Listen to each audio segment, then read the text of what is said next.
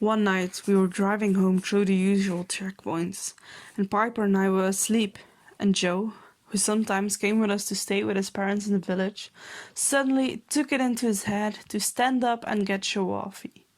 And I guess thinking war was some kind of open discussion forum where everybody was just really interested in your opinion, started shouting a whole bunch of obscenities at one of the checkpoint guards. When Mr. McAvoy told him to sit down in a really icy tone of voice, he ignored him, and he kept shouting stuff about Johnny Foreigner being an effing bastard and worse. And then, in almost a lazy kind of way, the checkpoint guy who'd been looking at him raised his gun and pulled the trigger.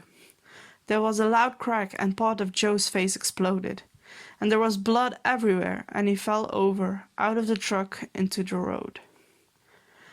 Piper watched the whole thing without moving a muscle, but the shock of it made me retch, and I had to turn away over the side of the truck.